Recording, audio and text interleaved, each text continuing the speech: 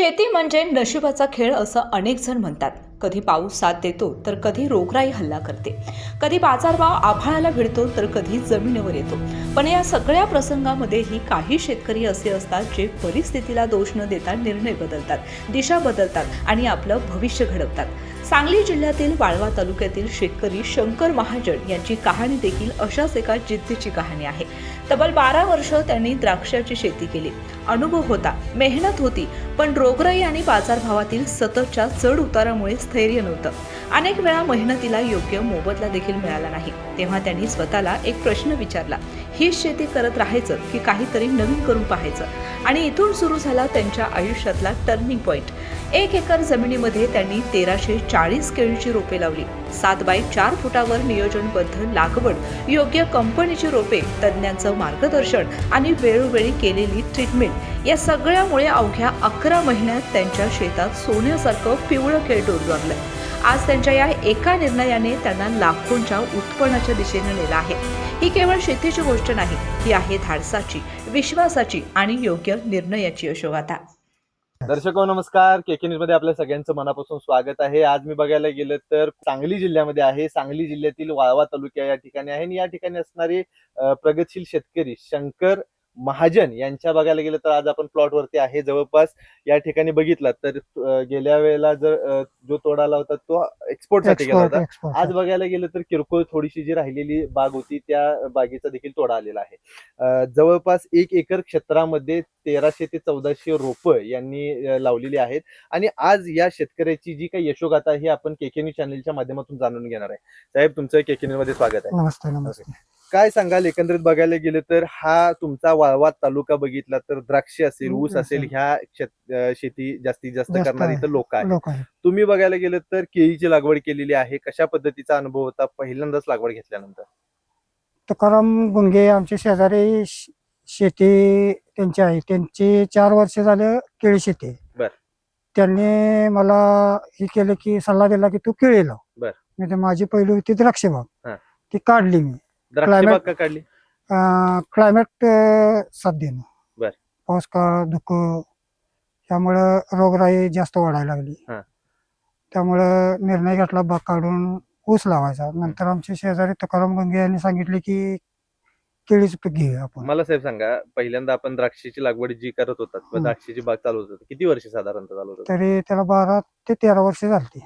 द्राक्ष शेती आणि केळीची शेती ह्या दोन्हीच आता तुम्ही करून बघितलेलं की आता वर्षभर झालं केळी करताय, त्याच्या मागे 10-12 वर्ष झालं द्राक्ष करत. अनुभव कसा होता द्राक्ष करताना? बघायला गेलं तर शेतकरी म्हणतात की त्यो लॉटरी लागली तर लागली, नाही तर मग गेलं तर गेलं, अशा पद्धतीने बरेच जण मला म्हणत आलेले आहेत. तुमचा अनुभव कसा होता केळीचा आणि द्राक्षाचा?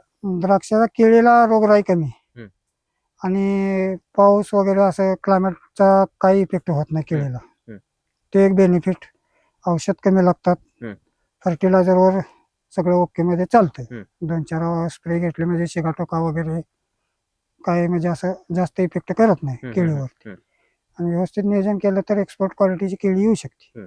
आता मला सांगा की इथं तुम्ही जे रोप लावलेली आहेत, हा प्लॉट साधारणतः कसा आहे, किती बाय कितीचा आहे, किती एकरचा आहे आणि इथं तुम्ही लागवड करताना कशा पद्धतीने लागवड केलेली आहे? ही आता माझ्या प्लॉट मध्ये 7x4 वर लागण केलेली आहे. आता पहिली लागण केली. लागण करताना चिक्कुल करून लागण केली, पाणी ओतून घरी लागण केली. नंतर लागवडी चालू केल्या. ते आमच्या गावा शेजारी शिरगाव गावामध्ये संदीप हवालदार म्हणून आहेत पोलन किसानचे, त्यांच्याकडं सल्ला घेऊन ट्रीटमेंट चालू केल्या. त्या हिशोबाने त्यांच्या सल्ल्यानुसार आम्ही चालू केले. व्यवस्थित पीक वगैरे आलं. त्यांनी सांगितलेल्या शेड्यूल प्रमाणे सगळं केलं. 1 नंबर माल आला, एक्सपोर्ट झाला. एवढंच. रोपं निवडताना कुठल्या कंपनीची रोपं निवडलात आणि रोपं निवडताना शेतकऱ्यांना काय काळजी घ्यायला पाहिजे? रोप कॅलिस कंपनीची मी घेतली, कॅलिस बायोटेकची. ते आमच्या शेजारी एक शेतकऱ्याने सांगितलं, मी आता 2-3 वर्ष झाले कॅलिसची वापरतो, त्याच्यात आणि याच्यात काही फरक नाही, कॅलिसची लावू आपण. कॅलिसची सिलेक्ट करून आम्ही कॅलिसची रोपं लावली. साधारणतः किती रोपं या ह्याच्यासाठी लागली? मिनिमम 1340 पर्यंत बसले आपण. 1340. बर. लागणीची तारीख काय होती आणि आजची तारीख काय आहे, ह्या दरम्यान कशा पद्धतीने तुमची एकंदरीत प्रवास होता ह्याचा? 17 फेब्रुवारीला आपण लागण केली. 17 फेब्रुवारी. 17 फेब्रुवारीला लागण केली. हं. त्याच्यानंतर बरोबर 11 महिन्यात आपला माल हार्वेस्टिंग झालेला आहे बरोबर लागणीचा. बरोबर. आज Export. बघायला गेलं तर 16 फेब्रुवारी म्हणजे आज हो, एक वर्ष एक झालं. वर्ष पूर्ण होत उद्या आहे. 1 वर्ष हं. होते की लागण करून पूर्णपणे आणि करून. हार्वेस्टिंग जे झालेलं आहे, एक्सपोर्टला माल जो गेलेला आहे तो साधारणतः ते- कधी गेला? तो गेल्या जानेवारी 10 तारखेपर्यंत गेला. म्हणजे 11 महिन्यामध्ये बाग परिपूर्ण आली. बरं. बरं, रोपांच्या विषयी कसा अनुभव होता?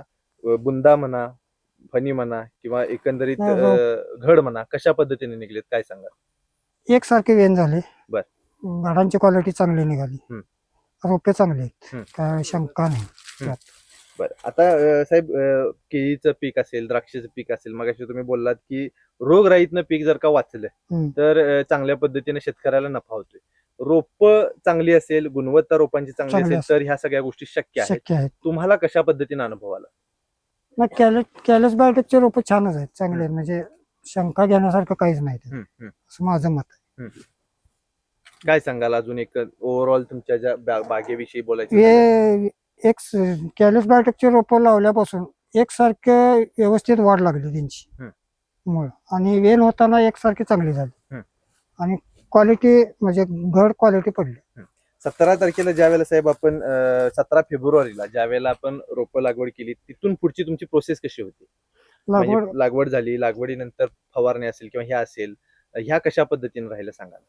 ते लागवड केल्यानंतर मी 5 दिवसांनी एक आळवणे, 7 दिवसांनी एक, 15 दिवसांनी एक, 2-3 आळवणे त्यांनी सांगतील तसे आमचे सल्लागार संदीप हवालदार यांनी सांगतील तसे हं. ट्रीटमेंट चालू केली आहे बरं. पोलंची. बरं. बाकी काय मग वेनच्या टायमाला त्याने 1-2-4 लागवडी सांगितल्या होत्या ती हं.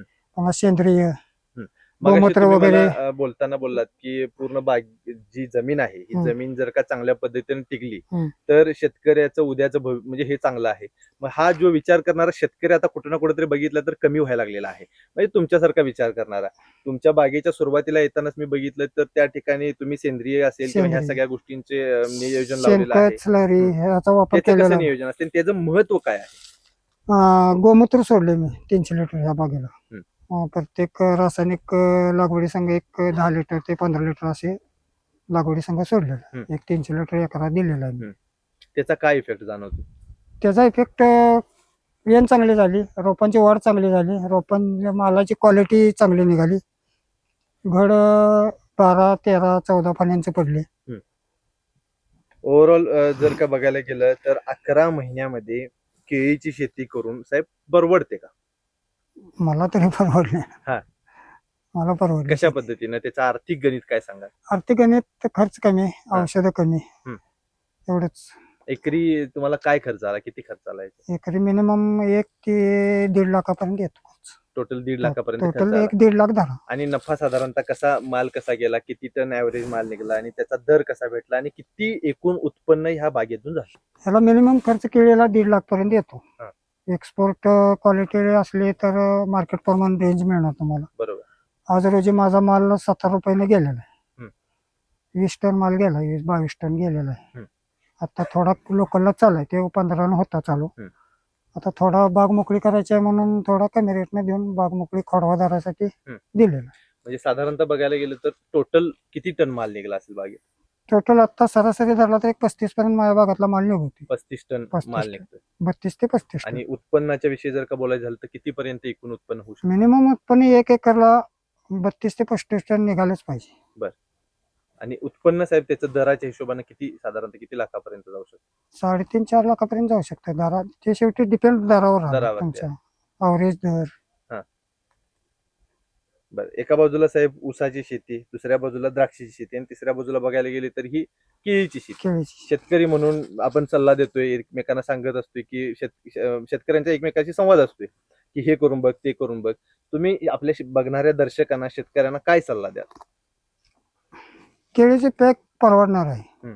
खर्च कमी, लागवडीवर बऱ्यापैकी होतोय. पण आता साहेब बरेच जण म्हणतायत की दरात जर का अडकलं तर हे ते पद्धतीने तोटा होतोय, मार्केटवर ह्या सगळ्या डिपेंड गोष्टी. राहते ना. तुम्हाला काय वाटतं, हे तरी सुद्धा द्राक्षेपेक्षा केळी योग्य की अयोग्य? योग्यच. कसं काय? खर्च कमी. कसं काय? बरं, द्राक्षाला उद्या दर चांगला मिळू शकतो, ह्या पण गोष्टी आहेत. मग त्याच्यात हम्म. केळी का योग्य? केळी योग्य मला वाटली म्हणून हा पीक केलं. बरं, म्हणजे आता ह्या ओव्हरऑल ह्याच्यावर काय वाटतं, पुढे काय करायचं, कसं नियोजन? पुढं आणि केळीच डोक्यात आहे. बर. केळीच करणे. एकंदरीत साहेब, शेतकऱ्यांना आपल्या संदेश काय द्याल, सल्ला काय द्याल? काय केळीचा कमी खर्च आहे, केळी लावावी असं माझं मत.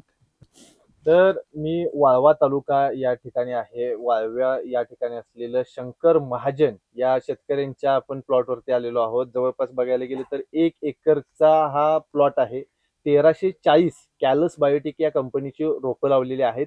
जवळपास बघायला गेलं तर ॲव्हरेज एक 30 ते 35 टन टोटल या शेतकऱ्याला या शेतातून उत्पन्न मिळालेलं आहे.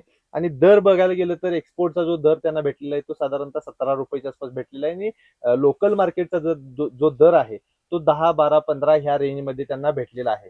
सरासरी जर काय ॲव्हरेज ह्या शेतकऱ्याचं बघायला गेलं तर एक 3 ते 4 लाखापर्यंत उत्पन्न मिळालेलं आहे, अशा पद्धतीने त्यांचं म्हणणं आहे.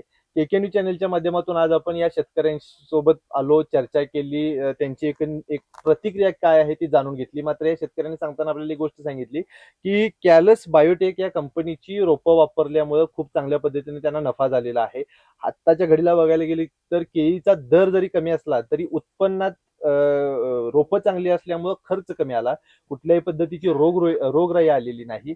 कुठल्याही पद्धतीचा एक्स्ट्रा त्यांना खर्च आलेला नाही. साधारणतः एकरी 1.5 लाख रुपयेपर्यंतच काय हो. असेल तो त्यांचा निव्वळ खर्च आला.